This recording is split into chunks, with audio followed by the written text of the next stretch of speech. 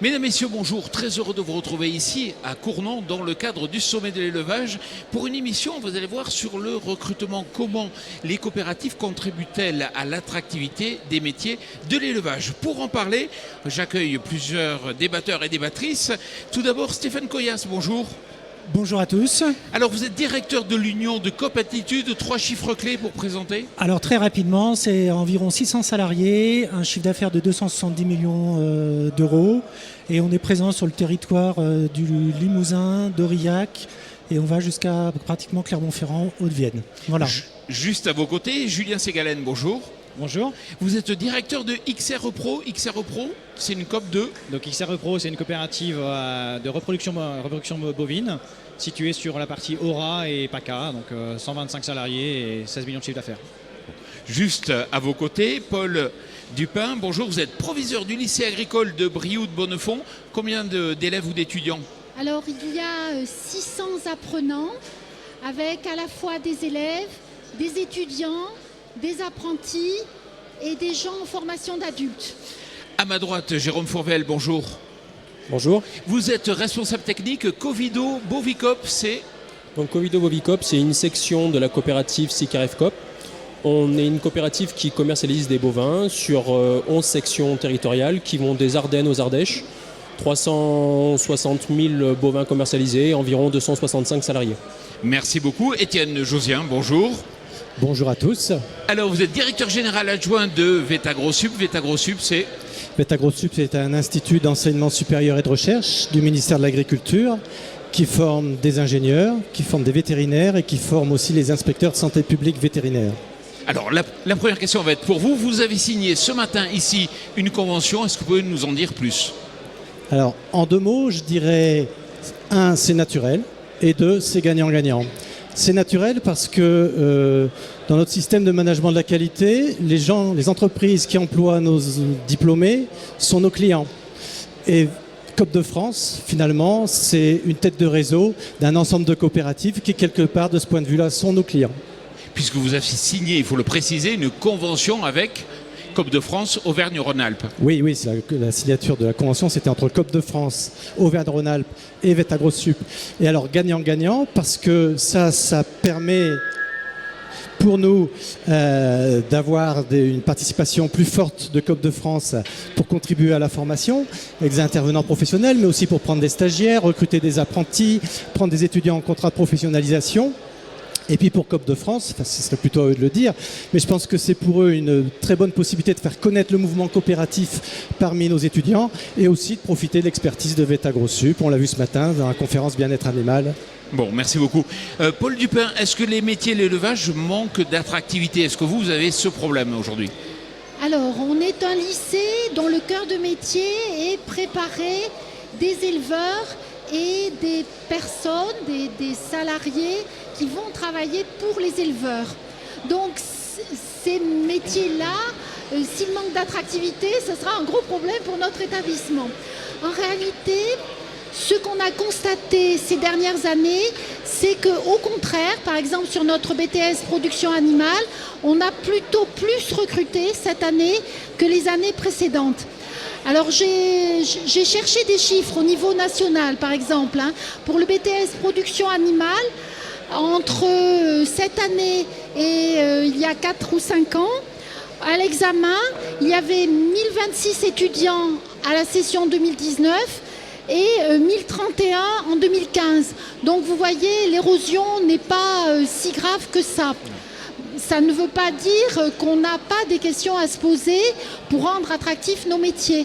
Et on fait un certain nombre d'actions et les enseignants, les équipes font ces actions-là.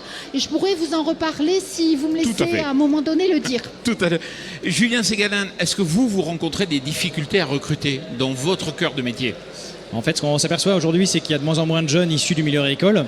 Donc on a besoin effectivement de faire connaître nos métiers et d'être attractifs et de montrer aussi qu'on embauche de façon importante. Donc nous, dès 2005, on s'est associé avec 4 coopératives qui sont EDS, AGS, Elvanovia et Copel et XR Repro pour s'organiser en groupement d'employeurs qui s'appelle Axia Reprogène. Et là, en fait, l'intérêt, c'est qu'on propose un CDI directement aux jeunes. On finance toute la partie formation certifiante. On les accompagne aussi en tutorat via des gens experts dans leur domaine. Et puis ensuite, on leur propose un travail également en CDI dans les COP environnantes. Donc ça, c'est quand même un point intéressant. Ça, c'est la première chose. Et la deuxième chose, c'est qu'on a revu aussi toute notre charte graphique, puisqu'on doit être attrayant, on doit montrer aussi que nos métiers évoluent. On travaille beaucoup au niveau de la R&D, avec les nouvelles technologies. Donc on doit montrer tout ça. Donc c'est notre travail, voilà, en lien aussi avec les écoles. Stéphane Coyas, alors il faut bien le dire, c'est vrai que les métiers de l'élevage sont souvent décriés aujourd'hui dans les médias, notamment pour vous, ça vous complique les possibilités de recrutement. Et puis en plus, il y a un secteur géographique qui n'est pas toujours facile. Ah oui, nous on a une double difficulté, si je peux dire ça comme ça. C'est bien évidemment l'attractivité des métiers et d'autre part le territoire, puisque effectivement nous sommes plutôt basés sur Aurillac et le bassin est parmi les bassins les plus faibles en termes de taux de chômage.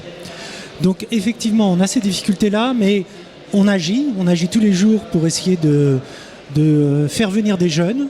Parce que je pense qu'encore une fois, c'est un métier qui est passionnant et pour des passionnés. Et l'important, c'est que l'on ouvre nos portes à des écoles que cela soit de Saint-Flour, à Naves ou à Aurillac, et que l'on a accueilli cette année plus de 80 stagiaires et que l'on accueille aussi des alternants. Voilà. Mais la difficulté reste entière et le pari qui s'ouvre à nous sur les années futures, c'est qu'il y a une génération aussi qui s'en va et il faut prévoir cette génération avec une marque employeur à développer. Voilà. Jérôme, quels sont les profils que vous recherchez en particulier ? Le premier critère, c'est des gens passionnés. On est dans un monde de passionnés. L'élevage, c'est une affaire de passionnés. Donc le premier critère pour nous, c'est d'être passionné.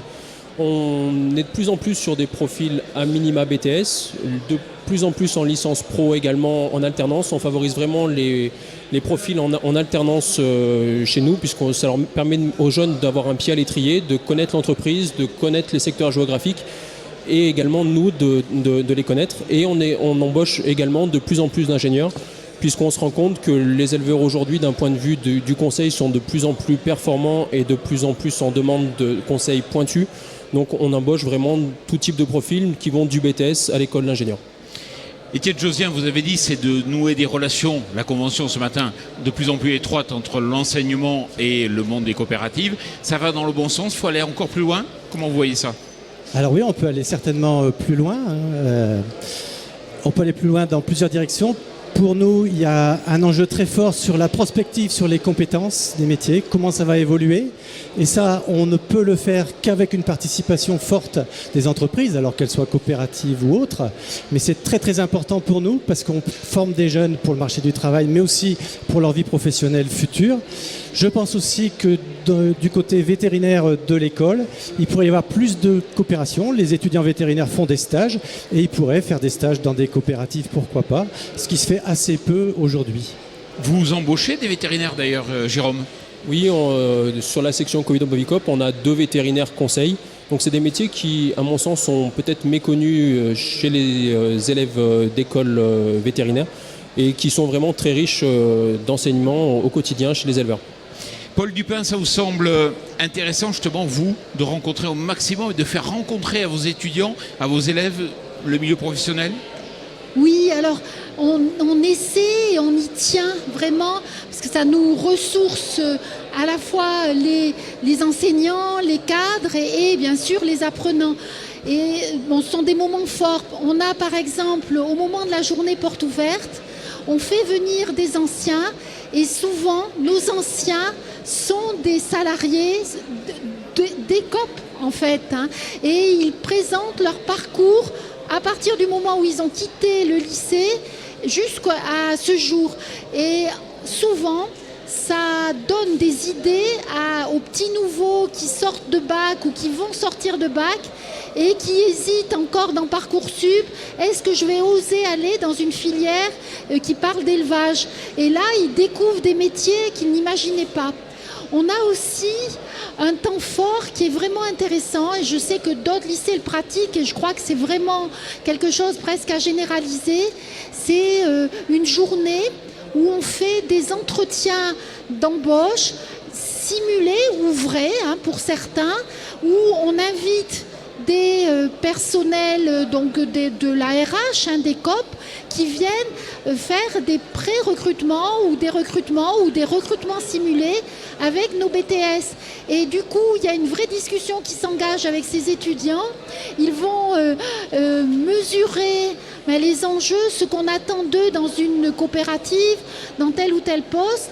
Et ça les aide ensuite à construire soit leur recherche d'emploi en sortant du BTS, soit leur poursuite d'études. Et franchement, c'est vraiment des moments très forts. Il y a un autre point que je veux souligner parce qu'un des collègues me l'a rappelé, on ne se souvient jamais de tout ce qu'on fait. On organise des conférences. Et ces conférences, grand public, mais organisées avec les BTS. Et ce sont les BTS qui sont la cheville ouvrière de ces conférences. Et une des dernières conférences qu'on a faites était sur le bien-être animal. Et je vous assure, ça a été un moment fort et vraiment d'intelligence collective où on a vraiment débattu au fond de ce que c'est que le bien-être animal, comment on peut l'améliorer, comment les points de vue des uns et des autres finalement se recoupent. Et c'était vraiment intéressant et ça nous a tous fait grandir. Donc on a de multiples occasions. Alors, comme on arrive au terme de cette émission, une question pour Julien ou pour Stéphane, je ne sais pas, qui souhaite répondre. Est-ce qu'un jeune perçoit l'intérêt qu'il a de travailler aujourd'hui dans le secteur coopératif quand vous le recrutez? Quelle est la vision qu'il a? Quelle est la perception qu'il a?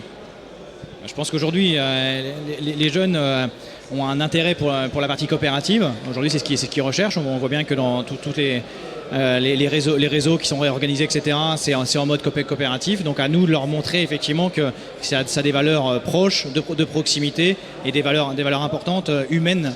Voilà. Et je suis tout à fait d'accord. Et si je peux rajouter quelque chose, c'est que je pense que les étudiants cherchent de l'authenticité, ils cherchent du terroir, ils cherchent du territoire, ils cherchent également du sens. Et j'ai commencé par dire que c'est un métier passionnant, de passionné. Si on n'est pas passionné, c'est très compliqué de rentrer dans ces métiers-là. Moi, je vous explique, notre coopérative, elle fait de l'amont à l'aval, c'est-à-dire qu'elle fait de la génétique, donc de l'insémination, elle fait de l'achat par les adhérents, de l'abattage, elle fait jusqu'à l'aval, jusqu'à la commercialisation dans les magasins. Il y a tous les métiers, il y a vraiment tous les métiers. Et c'est vrai qu'on intervient même dans votre lycée. Voilà, on essaye de faire connaître, mais le plus important dans la coopérative, je répète, c'est les valeurs, les valeurs humaines. Stéphane Coyas, Julien Ségalen, Paul Dupin, merci beaucoup, ainsi que Jérôme Fourvel et Étienne Josien d'être venus ici débattre de cette question. Et puis merci à vous.